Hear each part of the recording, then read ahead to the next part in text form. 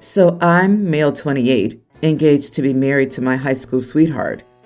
Due to some financial insecurities we faced, we moved back with my parents for a little while until we could afford to rent an apartment. Of course, I've lived with my parents in the past, then moved out with my fiancé for 2 years. Now we've moved in with my parents for a while until the house we want to rent is available, which will be in 2 months. For context, I have a married older sister who's on the brink of divorce from her husband because he's doing nothing around the house. He returns from work and sits and plays until he goes to bed, while my sister does all the housework on top of her full-time nursing job. My mom believes my sister is unreasonable in her demands towards her husband and thinks it's a woman's job to do housework and cater to her husband, even if she works a job. Also, when I lived with my fiancé alone, she'd always badmouth my fiancé for forcing me to help around the house and always said how, as a woman, she's not taking proper care of me, her soon-to-be husband, because I also cooked, cleaned, and did chores, etc. Even now that we live in my parents' house, when we need to do laundry, etc., I don't expect my fiancé to be the one to do it. I do it myself many times as well. My mom doesn't like that and claims my fiancé has me as a maid. Now, despite all that, my mom demands that I help her around the house when she wants to do housework. And I do. I always do my part since I live here. But for her, it's never enough. And I'm a lazy son who doesn't care about helping his mother. After all the ridiculous stuff she said about my fiancé and my sister's traditional roles, I told her, you know what? I'm not helping around. That's a woman's job, remember? So don't demand me to help you with your chores, since it's a woman's job, and I'm a man. Of course, I keep defending my sister, and I keep contributing equally to my fiancé and my chores. I just refuse to contribute helping hands to my mother, since she believes she's entitled to help. But my fiancé and sister are supposed to be maids. My mom has badmouthed me to the entire family right now, and whenever someone visits, they scold me and call me an idiot, basically for being lazy and not helping out my mom. Am I the idiot for giving my mom a taste of her own medicine? Not the idiot. So she's allowed to help around the house, but your fiancé and sister aren't? Your mom needs to move into the 21st century. I still think you should help your mom out, but using her words against her in this situation was justified. I get you. She deserved to hear her words thrown back at her. However, she doesn't see you as a man. You're a child she raised, and children are expected to do whatever chores assigned to them. That's another aspect of her 1950s mentality. The rules only apply to people who she thinks are men. I think you've got it. I was swirling that idea around in my mind. Her son is her son, so he doesn't count as an actual man. The hypocrisy goes deep with this woman. As people say, you should still help. I tell her, I'll help when you admit you were wrong and disrespectful, and when you'll say sorry to both women for how you treated them, and to me.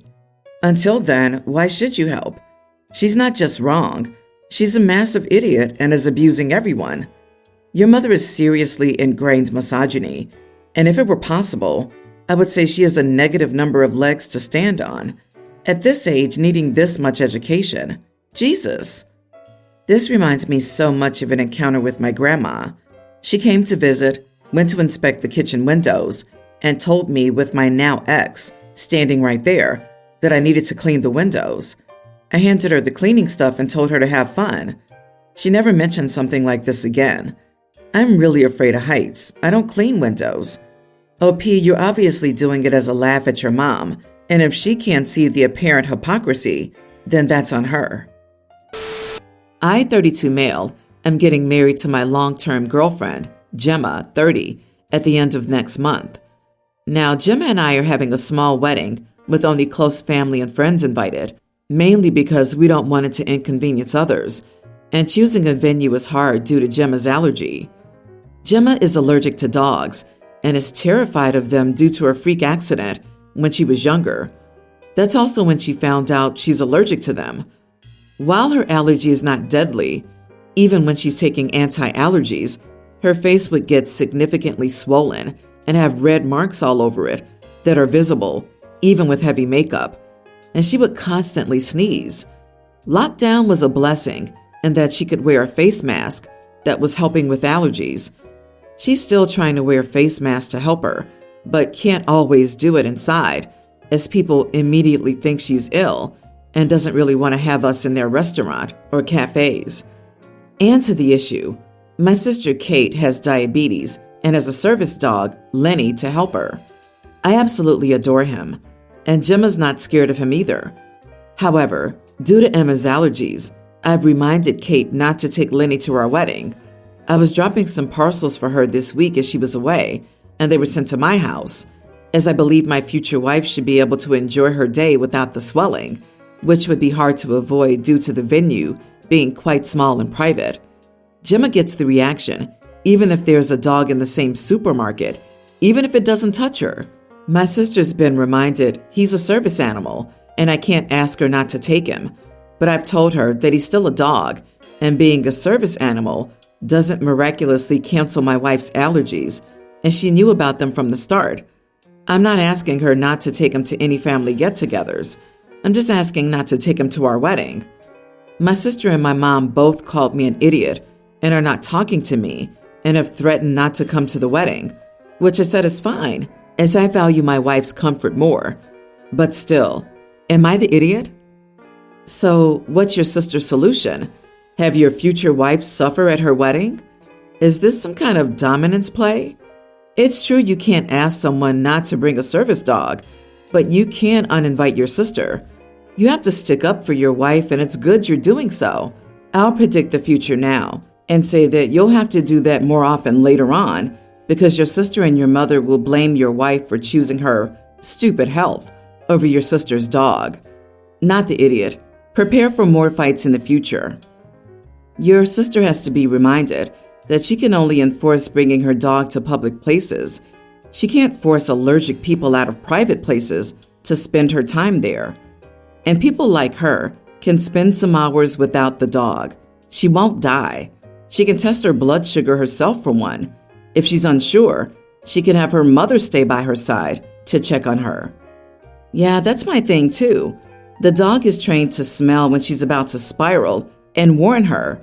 Outside of that, the dog can't give her an insulin shot or check her blood sugar. It's just an early alert system. Even without checking, she can mitigate it by what she's done her entire life before the dog, or possibly even snacking on a granola bar every hour or so, just to keep herself topped off. It's not an exact science. We have the tools to monitor it. She'll be okay one day if it really comes to it. My buddy Jack was married and had a kid during that marriage. As the kid grew older, things got increasingly weird because the kid started looking less and less like him. One day someone made one too many jokes about the kid being adopted, and Jack snapped. He ordered one of those mail-in DNA test kits, and Jack was not the father. He went to his doctor and got the same result. They divorced, and he was stuck with child support and alimony because the kid was born in a marriage and was now a tween. He's refused to see either of them since. Jack had a successful business, but when the global issue hit, it suffered over a 90% drop in revenue. We live in a state with one of the first lockdowns and one of the last to lift it. Jack closed his business and had to sell everything, including his house, to pay off his debt and keep up with his child support and alimony until he eventually got the court to lower them. He talked me into buying and reopening his business when things got better. Jack helped me out of friendship and refused any payment. When we're almost to pre-Panini revenue, he finally accepted an assistant manager position, and we're rocking. I'm grateful to him for my success, so I cover him whenever we go out.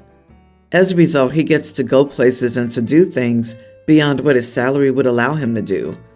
The problem is, my fiancée has increasingly gotten mad over our situation. She accuses him of ducking his legal obligations and me of supporting him to do so. Things blew up recently when our friend group was planning for our Christmas vacation. Of course, I'm paying for Jack, and we got into a big argument. She wants me to stop, but I don't want to since even after covering him, my income is still several times what it was before he talked me into buying his business. She's threatened not to go and got several people on her side. So now I don't know what to do. Not the idiot, but bro, your relationship has an expiration date. You have very different values. You see your friend as someone who got lied to and screwed by his ex. She sees him as a deadbeat who abandoned his kid, and by paying for him, you support a deadbeat. You guys need to get on the same page about your values before you can move forward with marriage. Also, if you marry this woman, get a prenup. Excuse me? A guy raises a child for a decade and never sees the kid again? Even considering the backstory, that says something about his character. I would think your fiancé would have more of a problem with you hanging out with this guy at all versus what money you're spending on him. OP, you are the idiot. Are you building a future with your fiancé or Jack? Why not set a solid salary for Jack and not just cover his expenses whenever, unexpectedly? Are you and your fiancé's finances joint or separate? Jack probably doesn't want a higher salary because it'll raise his child support. They're both trying to play the system to the child's detriment. He raised that kid for a decade. The court considers him the father because that's in the best interest of the child. It's really bizarre that he went no contact with a kid he loved for so many years. He's deeply deficient as a person. So a woman who has an affair sticks her husband with child support for a kid that isn't his. He ends up paying for everything in the divorce, and you feel sorry for his ex and the kid? Would it be better if he just saw the kid and ranted and raved about how he's not his kid and he has to pay for it, etc.? It's better that he just leaves the whole thing because his resentment will always show through. With all the new technology available today, our lives need to change. I'm a woman, and I genuinely believe that. The antiquated law that because you're married, the kid is automatically yours is not fair to men. So last week, while I was on a business trip, my fiancé let her brother borrow my car since he needed one for whatever reason and doesn't own one, and she was using hers to go to work. When I came back, I noticed the entire front bumper was dented and basically destroyed. So when I went to ask her what happened, she told me that she let her brother borrow it, and he drove it into a pillar by accident. For some context, my car was a gift from my dad for my graduation and had tons of sentimental value to me. So I told her I would expect her brother to foot the bill of around $20,000 to get the bodywork replaced after I got an estimate from the dealership. She said she couldn't do that since her brother hadn't held a job since the global issue hit, and he wouldn't be able to afford it. This made me madder than I already was. So I left the apartment, got myself a hotel room, and she sent her brother a message saying I'd expect him to pay for the repairs. Otherwise, I'd get lawyers involved. I'm currently considering calling off the engagement or postponing the wedding because I don't think I can trust my fiancé around my finances anymore after she basically loaned something worth $150,000. I drive a BMW M4 to her wildly irresponsible brother without telling me. This is after she already knows how much that car means to me, not just financially, but sentimentally as well, and then proceeded to try and defend her brother because I can afford to get it repaired while he can't. Am I the idiot for calling off the engagement? Not the idiot.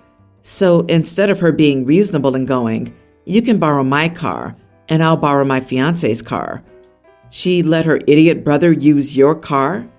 She's not just disrespectful, but dumb as a doorknob. It's a good thing this happened before she could take half your assets. Not dumb, calculating. My brother's irresponsible. He may damage my car. I can't afford to replace my car, but OP can afford to fix his. Also, OP's car lets everyone know how successful and cool the fiancé's brother is. That's why he needs to drive the expensive luxury car and not his sister's. I'd get my ring back and give her and the family 30 days to get me $20,000 to repair my car, or I'd call the cops and file a lawsuit. There is no way in heck, if you marry her, that her brother and other family members won't just start using your stuff. People who do this stuff agree to let their deadbeat family members move in for undisclosed stays. This is not a family you want to marry into, OP. Cut your losses. You can do better. A year ago, My wife bought a very expensive luxury car that cost about $50,000. We keep it in our driveway as our neighborhood is relatively safe. A few days ago, Ace stole his foster parents' car and crashed it into our car, which ended up getting our car totaled as the damage was too bad. It also destroyed their car. The kid wasn't hurt only by sheer luck. I decided to press charges against Ace. His foster parents begged me not to do it, saying that he's in counseling and they're working on his issues. They offered to pay for the repairs and to contribute to getting a new car, as luckily they had insurance. In all honesty, I would have accepted it if they paid me for the damage their lenience caused, but I think it is fair if the young delinquent is punished, so I refused to drop the charges even after they paid me. I told them that the kid was already a huge menace, and I didn't want a criminal in the making to get away with a serious crime and continue causing harm to others. They told me to give them the money back. It was $10K, and I said no, because they paid me for their own poor control over a troubled teen, basically punishing themselves, and that the state would decide the punishment for Ace. I'm positive that he'll be locked up for a few years, but to be honest, I think he deserves it, as he stole a vehicle, joyrode it, luckily didn't kill or injure anyone, and crashed the vehicle into another, very expensive one. They called me a massive idiot, and my wife says I overreacted and that I should have either dropped the charges or given them the money back. Edit. I was upfront with them that I wouldn't drop the charges, no matter how much they paid me. They hoped that I'd change my mind when I got the money, and they got mad when I didn't. I don't have any issues with them as they paid for their negligence. The issue is the kid. Not the idiot. You have every right to press charges against Ace. His actions were dangerous and resulted in significant damage to your property. It's important for the consequences of his actions to be dealt with appropriately, especially considering his troubled background and previous run-ins with the law. The fact that his foster parents are lenient with him further emphasizes the need for disciplinary action. Stand your ground and let the legal system handle this. Everyone's the idiot here, I guess. On the other hand, you have the law on your side. That's clear. It is also fair and within your rights to push charges, and the kid is not your responsibility. On the other side, being imprisoned might turn him into a full-blown criminal and eradicate any progress he's made so far. I don't think this is for the best. At least don't tell yourself that it's about retribution. You just want to get that kid away from the neighborhood. He doesn't have the law on his side. It's not criminal to accidentally crash into your neighbor's car. It's criminal to steal a car, but it wasn't OP's car that was stolen. It was the foster parents. The kid is a mid-teen, not 18. He has probably had a hard life, not saying that makes it okay, but I'm sure he's going through a lot, and you're adding to that just because you think he's a punk. Your wife is right. Give them the money back or drop the charges. Or don't, and stay the idiot. Just know you are indeed the idiot. You can't accidentally crash an accidentally stolen car. LMFAO. The kid made a conscious choice to do all of that. He still caused a crash while committing a crime, negating the whole, "it was an accident" excuse. Also, a $10K payout on a $50K car is insufficient.